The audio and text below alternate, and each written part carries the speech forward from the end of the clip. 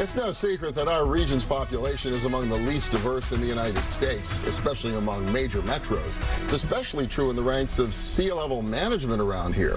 Well, now a new effort is getting underway to prepare more African Americans to navigate the path to the corner office. It's called the Advanced Leadership Initiative, and it's the brainchild of Evan Frazier, Senior Vice President of Community Affairs for Highmark Health. Greg Spencer is co-chair of the advisory board. He's president and CEO of Randall Industries.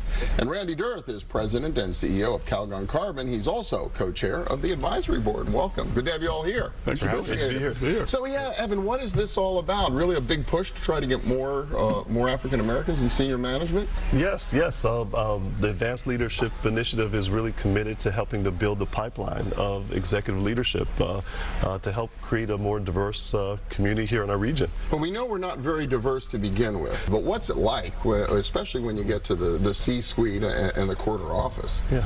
Well, I can say I've gotten to the corner office, but I'm working on the C-suite. Okay, all right. But no, I think that there's a huge opportunity for us as a region to help increase the number of African Americans and diverse populations throughout the ranks.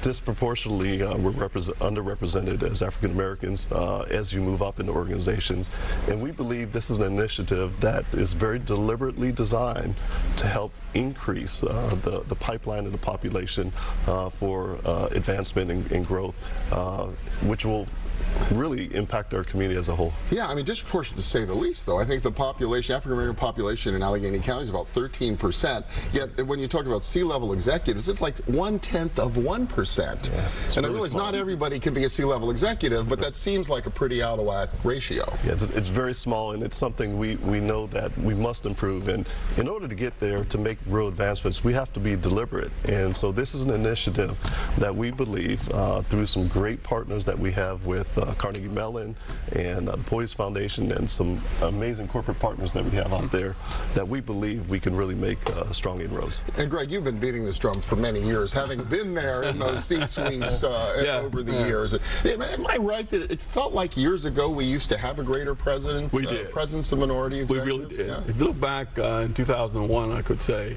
we had 20 African Americans in C-suite positions in major corporations. As recently as 2001? Right. Wow. In fact, Jim Diggs and I, who at the time was general counsel at PPG, and I was the CAO at EQT, we started an initiative to at least interact with one another, to be supportive of one another, and also to try to do mentorships with younger executives.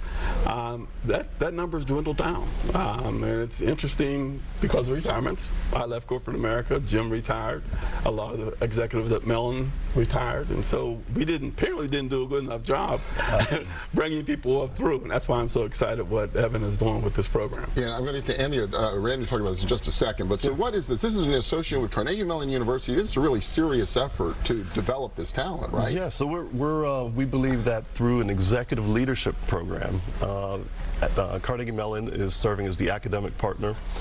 We believe that this initiative will help to increase that pipeline by engaging companies, by engaging people who are in either executives or mid-level executives within the industry, various industries, or in the nonprofit sector at the top. And we believe that through this partnership with Carnegie Mellon and the partnership with the community and other companies, we'll be able to invest in 20 to 25 African Americans each year to help build the pipeline in a very strong way and really create some success stories that are going to have lasting impact on our region. Right. So they'll take classes that really will be serious leadership, management development, the skills they really need to be successful, right? Absolutely. It's executive level courses, that will not only address the academic subjects, but also talk about other important topics to be successful, particularly for African Americans, dealing with identity in the workplace. In addition to strategy and marketing and finance, you're going to deal with those culturally sensitive topics that really people don't have a place to really engage in those here locally. Well, Randy, you're running a big local company. Time is right to really make a serious stab at this? Absolutely. You know, any CEO you talk to is going to tell you that having diversity throughout your organization, especially at the executive level, is great for results. And I really think the time is right. I think this program is the right program. That's why I hopped on board, because I truly think we can crack that nut here in Pittsburgh. And like you said before, less than 1% of our executives are diverse, and that's not acceptable. This could take us as a region to a totally different level, and I'm glad to be part of it. Do you think it can happen? It can't happen overnight because you got to develop these people. But do you think there is a pool of folks out there right now who are great candidates for this kind of development? Oh, absolutely. I believe that in most organizations you have talent already there. In other cases, it'll be an opportunity for talent to for those companies to find talent and to really invest in talent for the future. You seeing the same thing? Absolutely. And you know, interestingly, the diversity promotes innovation and doing things different. So it's a win, you know, for corporations to have a diverse workforce. Personal reference is that when I was at EQT, I mean, at that time it was Equitable Resources, and the CEO came in and really changed the complexion of the organization by focusing in purposely put in engineering diversity.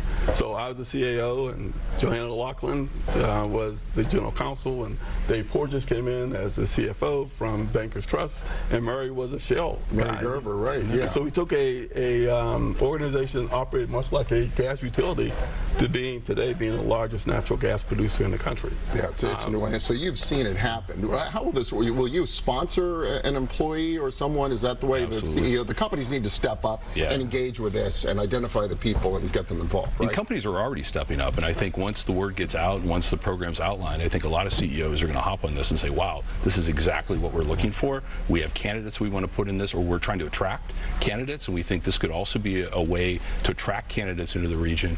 And like you said before, getting us to a different level here in Pittsburgh, I mean, on top of all the other great things we do in our business community, this is outstanding, and we will be successful. We're going to put a lot of effort into this, and I know the CEOs are going to come to the plate on this. Only a few seconds left, Evan, but if somebody wants to get involved, business or an individual, how do they find out more? So to find out more, they can go to the website. It's advancedleadershipinitiative.org. Really exciting. Congratulations for getting it this far. Evan Frazier, Greg Spencer, Randy Dearth from the Advanced Leadership Initiative.